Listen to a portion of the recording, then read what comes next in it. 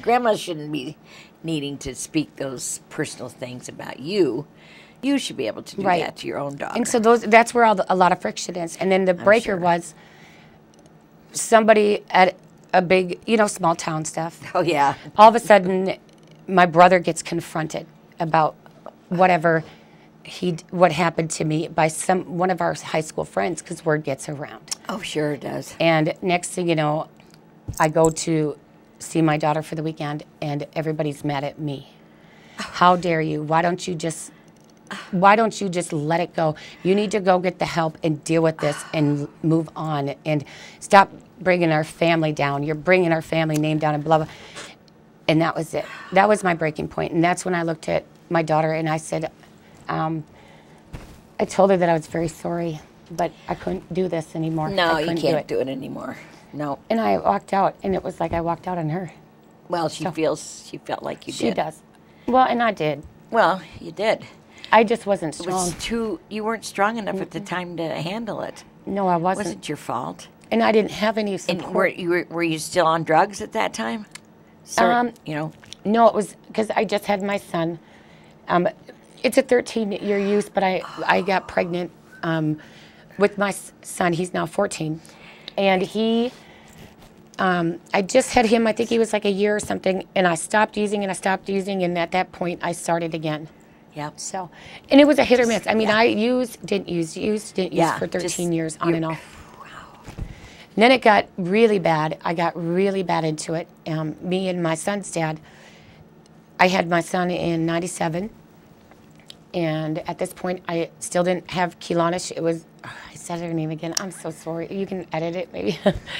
Anyway, so what happened was then I had my son, and I was so hurt by family, abandonment, this and that. So in this drug world. Oh, yeah. I mean, I was really painful world. Heavy into it, yeah. I mean, I've seen some things that people don't really speak about. So, oh, yeah. And that's just, how it was. World. Mm-hmm. Yeah, exactly. I can relate. Mm-hmm. Then what happened was it got so out of control between me and my son's dad that in 2004 he left. It got to the point where he was shooting.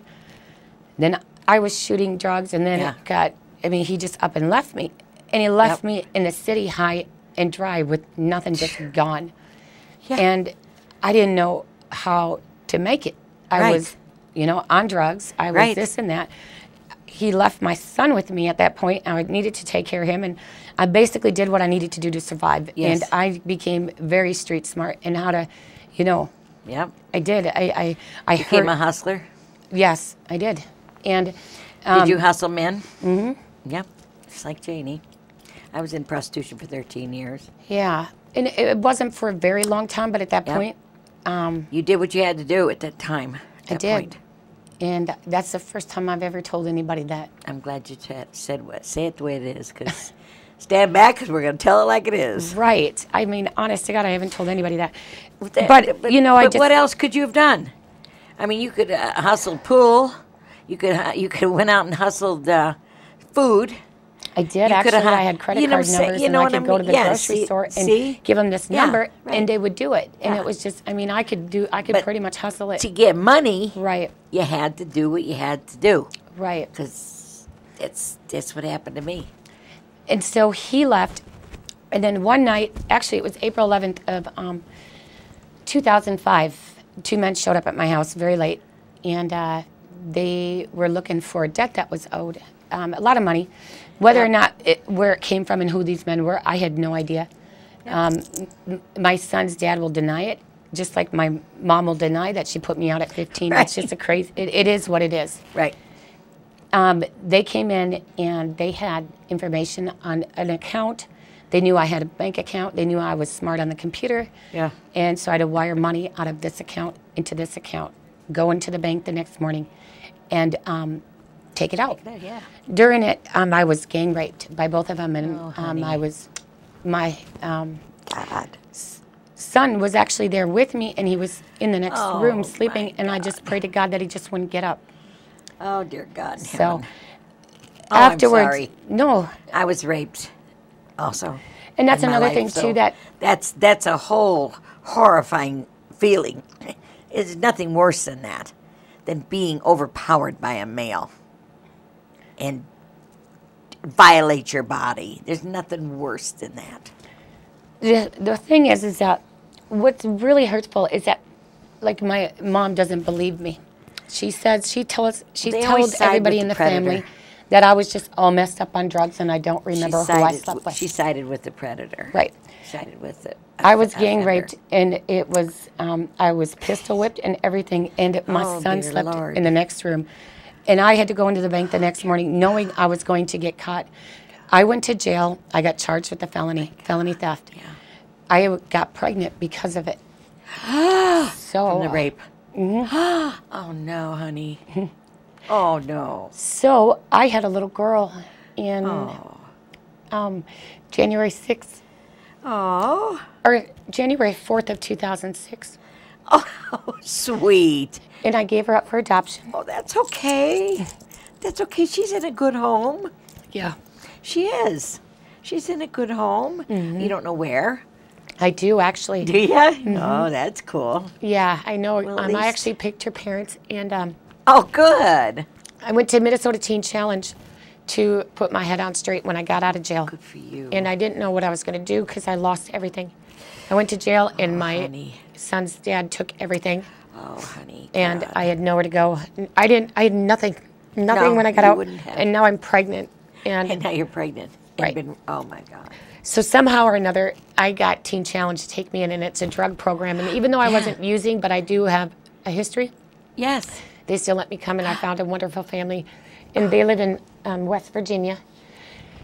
And there's a whole story, but that could be another episode on how that goes. But that was really hurtful for my mom, too. Oh, that was so hurtful. She, at that point, basically, I did something to her. How dare I take that grandchild when she had nothing to do with my other son anyway? It's just a crazy scenario. She's kind of like a little bit of a nutcase sometimes. You know what? I personally think she is, but I love her. Well, of course I love you her love very her, much. honey. And I just don't get it. I don't understand it because I'm no different than any one of my brothers. No, I know, but I'm the one that's always excluded. A lot of times I think a lot of times moms and girls, daughters, will have they'll have more of a disagreements with each other, more so than the boys and the mother, because we're both female.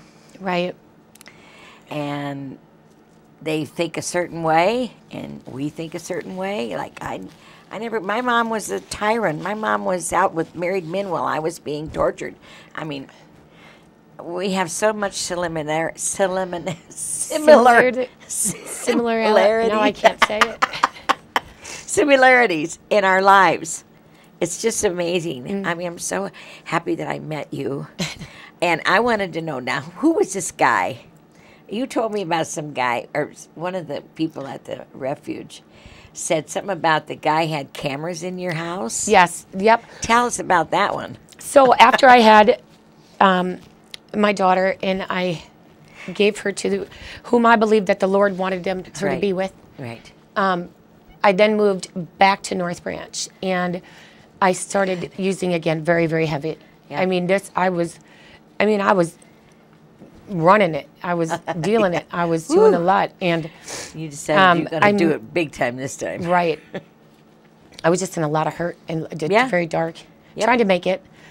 And in the town where my family was, nobody wanted nothing to do with me because of what just happened. I'm looked at now as a misfit, as I was my whole life. Boy. But at this point, I don't care. I really don't care what anybody thinks. I'm just going to keep going. And then I met my now ex-husband at a girlfriend of mine's wedding. And, I mean, I'm not kidding you. I fell for him so hard that I was so in love with him. Yeah. And then next thing you know, and actually I fronted him a whole bunch of stuff. Yeah. And he never showed back up with the money. It just turned out to be craziness, but I should have known then. What a loon. But should have known by that, honey. So within 3 months, I was moved out of my apartment in North Branch, and I moved in with him. And after, it was 3 months when the abuse first started. I remember we were both coming down, and I would have my stuff, and he would take it and put it replace it with cut or whatever. And then I thought I was going crazy because I would confront him, and he made me think I was crazy. And then that's when the beating started. I mean, he came at me and took me by my hair and threw me down and dragged me back and forth in the trailer like a caveman. Yep. And I would fight him back. Yep. And because I have 8 brothers, I am not going down without a fight. That's right. And every time I fought, I got it harder. That's right. And I didn't care at that point because how could this man who loves me treat you like this? I've been in some pretty crazy relationships and pushed around and this and that, but never like that. Oh, no. And then afterwards, he threw me out and threw all my stuff out. And I'm sitting there, and the next thing you know, he's coming out. And he's, baby. Right. I'm so sorry. Right. I'll never let this happen again. Right. I love you so much. I know the routine. Right.